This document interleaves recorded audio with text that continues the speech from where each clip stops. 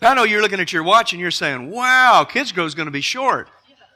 Yeah, it is. So look, all those slides, Jordan, just kind of put those on hold. I'm not sure exactly what we'll do here, but we'll kind of do a couple of things. I want to say, first of all, to Jordan, thank you for being here with us this morning and leading us into the throne, Taylor, I'm sorry, and leading us into the throne room of God, especially with that tool of Isaiah. Isaiah 6 is probably one of the most powerful passages in the book of Isaiah. And do you realize what's going on in Isaiah 6? In Isaiah 6, Isaiah is in worship. That's exactly what's happening. And he engages God, and God engages him, and that's really what worship is all. A lot of things happen in worship, right? But here's the key issue, that we engage God, and when he engaged God, he couldn't help himself. He just stood up and said, Lord, here am I, send me, let me go, I want to go. Now that is a dangerous thing to do with a missionary God. Very dangerous thing to do.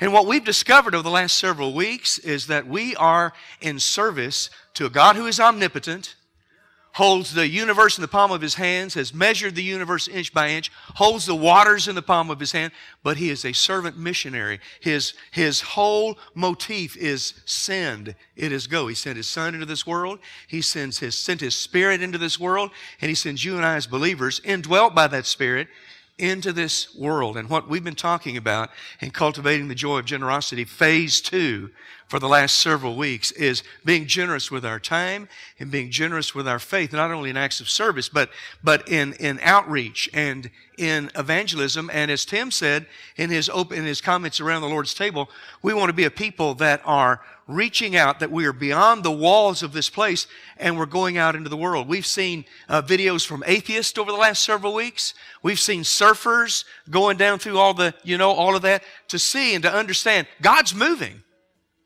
God's doing something incredible in this world that we're in, and we got a choice to whether we're going to be a part of that or not. And we know for sure, y'all, that sitting in this room, and you know what? It's encouraged, and worship is a key piece, but sitting inside of this room and taking pot shots at the world is not going to get it.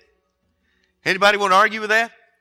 No, we're going to be a people that are out there among them. So here's what we're unfolding this morning, and we're going to kind of cut to the chase here. Summer of blessing. That's what we're about. Summer of blessing. And it is a sort of an approach for all of us together to join hands and get out of these walls and get out of our homes and get into our community, get into our neighborhoods. And let me tell you, when this really, it's always kind of been an issue and we always talk about it, but let me tell you about something that happened about a year ago. In fact, let me back up just a moment here, just a little bit. I'm going to take about 2 extra minutes, and here you are. How many of you know your neighbors? You don't have to stick your hands up in the air, but I know your neighbors. Now, I know my neighbors. I know their names. Right as you face west on my front porch, Chuck lives over here on the right. And I've never seen Chuck without a lawnmower in his hand. All right, that's when me and Chuck visit. We get in some pretty quality time there pushing the lawnmower. And if he's out there pushing his lawnmower at the same time I'm pushing mine, we'll shut those things off and we'll say, hey, how you doing? How about those Astros? See you later, man. Been great visiting. And we get on. But that's about it. He's married to Pat, and that's about it. And all across the corner from me over here is where Ed and Trish live. And he's always got a lawnmower too. In fact, I think really to be a part of our neighborhood, you have to be able to push a lawnmower. Because that's really the only time that any of us are out along this way. Same thing with Joel and Gay right over here. And I'm not sure any other of the names around. I live on a cul-de-sac of about 14 houses, and I will tell you right now, I don't know my cotton-picking neighbors, and I've lived there 25 years. I've lived in that neighborhood. We say, hey, how's it going? And we wave as we, but that's the deal. And you know what, really? What's your ministry area? Is it here? Is it in here? Well, we got a ministry in here, y'all, but really, what are we called to be? We are what? What have we been talking about? We are nothing less than the incarnated body of Jesus. And what we do in this world is we do what he did. We embrace them, and we take all of their stuff with us, and we load it up, and here we go. And we're going to touch the world around us. That's what Summer of Blessing is all about. Now, this all really reached a kind of a peak point with me, that how disconnected I am from my neighborhood. About a year ago, I go home for lunch, all right?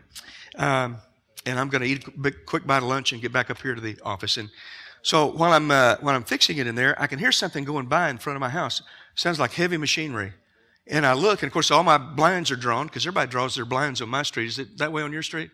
Everybody's blinds are drawn, so I don't know for sure. But even though it's high noon, I can see red lights kind of coming through the blinds there. And so I do what everybody else do. I kind of slip over there so nobody can see me, and I peek out. Do y'all do that? Kind of peek on the outside to see what's going on, and there's fire trucks, y'all, everywhere. And so then I'm looking to see what's going on, and here goes Chuck. At first I didn't recognize him walking across my front yard because he didn't have a lawnmower in his hand. But he's going across my front yard, and I wonder what's happening. And I look out, and there's smoke all down coming from the end of my cul-de-sac down there. Well, the house had caught on fire and all that sort of thing. So I want to go and help. And so I go down there, and I start talking to these folks that are coming out. And I said, look, I'm your neighbor. I live right up here. And if you need anything, let me know. What's wrong with what I just said? But see, I'm busy. I'm not like all y'all. I'm busy. So I said, if you need anything, let me know. And she said, well, who are you? And I said, well, I'm your neighbor. She said, you are? I said, yeah, I'm down here. See that house down there? I'm about 6 houses down right over here on the corner. It's just one of the houses here. If you need anything, you let me know. Oh, okay. And I kept thinking, well, I need to go back and I need to do something. But I'm busy doing church work. Y'all busy doing the important things that I do? You busy doing church work? And I didn't get back. David Dubois calls me sometime after that. He says, listen, I want to talk to you about so-and-so. I said, who? He said, so-and-so. He said, they know, they're your neighbors. Well, that sort of got personal. So I said, I said, give me, and so he started talking a little bit more, and I realized he was talking about the family whose house had burned. He said, I'm doing the remodeling down there, and you need to come down and take a peek at it. And I did not want to admit to David that I didn't still, at this point, really know who those people are. Now, I'm embarrassed to tell that to you guys. But you know what? I don't think I'm too far out of character. I think all of us here struggle with those neighbor things, with us really being involved in the world. And yet that is what have we been talking about for the last 6 weeks? Let's get out of this place and let's do something with our world. And so about a year ago, this has been burning. It's like a slow, smoldering fire inside of me. And I've been making some steps. And so let me tell you what my new ministry area is, or has been for the last year. It's my church. It's those 14 houses on my cul-de-sac. And we're doing some stuff here. I'm not really just trying to nail everybody for a Bible study. You hear what I'm saying? What's that all about? I believe that God is working in the lives of those people. I believe God is working in this culture. And what we're about is moving in the direction of what God is doing and letting ourselves be available. And as the opportunities open up, then we'll let them open up. All right? So here's what we're going to do together. Wouldn't that be cool? We all doing this in this together. Here's what Summer of Blessing is. Let me unfold this real quickly. All right, guys? Through the entire summer, you got a summer assignment. All right? Each week, there's an assignment for everybody here to become involved in your neighborhood. Now, I'm not going to tell you what each week's assignment is. Obviously, we're not going to do that. But let me tell you about a couple of things. And I want you to know how it's all going to kind of come down. Every Sunday morning when we go together, we're going to spend a little bit of time talking about what our assignment is for the week. And you're also going to receive emails a couple of times each week. Most of those will be from Tim Shoulders about what that assignment is. You'll be able to look on the web page. You'll be able to look at the church's Facebook page, and all of that stuff will be unfolded about what we're doing. And by the way, through the summer, twice on Wednesday evenings, we're going to come together and have a big potluck up here, and we're all going to talk about what God's doing through you in your neighborhood. See? And we're going to see. We're just going to enjoy, and we're going to get involved in that and see what God is doing through you in the lives of people. Now, for example, this week, here's the assignment. And you're going to say, you got to be kidding me. That's it? Listen, it all starts right here. I want you to pick out somebody to pray for. Not a member of Sugar Grove. Somebody that is like in your neighborhood. Maybe you work with them. For me, it's my neighborhood, because all the people I work with, I need some new faces. Right? So, or maybe you're praying, I'm not sure exactly who, Lord, but I want you to reveal to me what you're doing in these lives and show me how to be a part. Now, never underestimate what will happen to you if you start praying for people. Don't you underestimate that. Because I want to tell you right now, you're probably not ready for it. All right?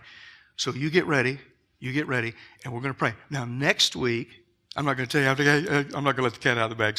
But here you are. Next week, you're going to you're going to make contact. With a neighbor? Yeah. You're going to make some contact. And then the week after that, there's a little bit more. Now listen. You can do this. It's not necessarily an effort to go out here and just have a Bible study across the kitchen table. Maybe that'll happen. By the way, we all understand, right? We are people that have been sent with a message. Is that right?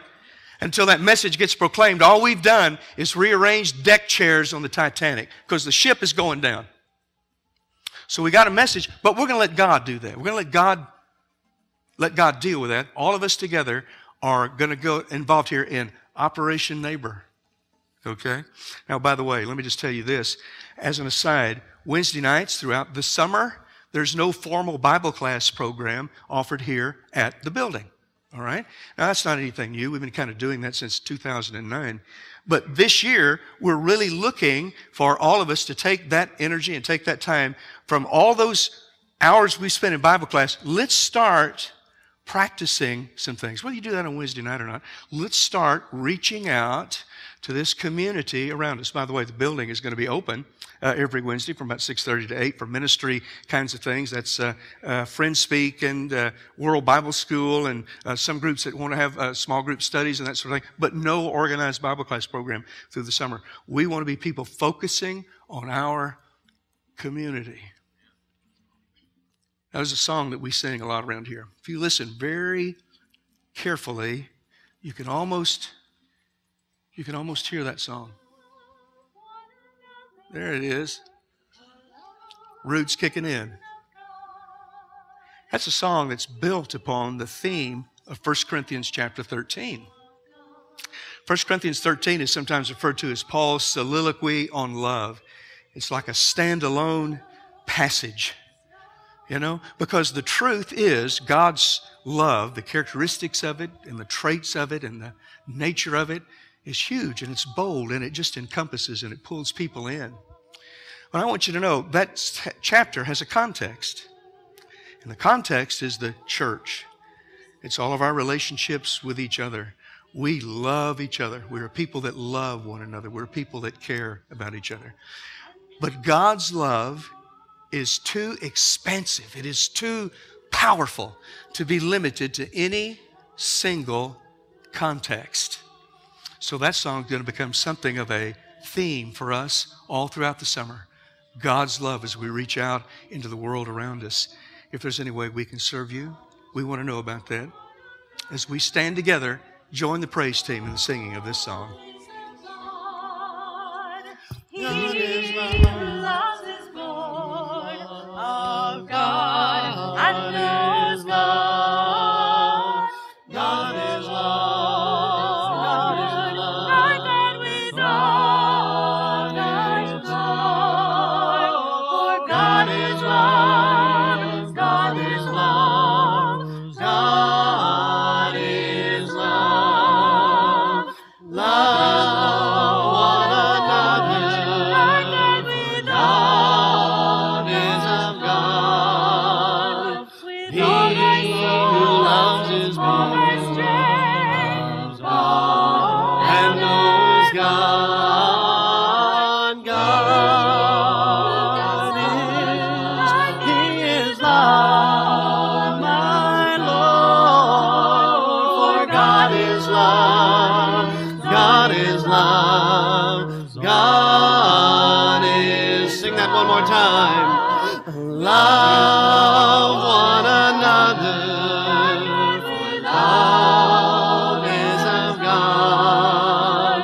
Those who loves his born of God and knows God. God is, he is love.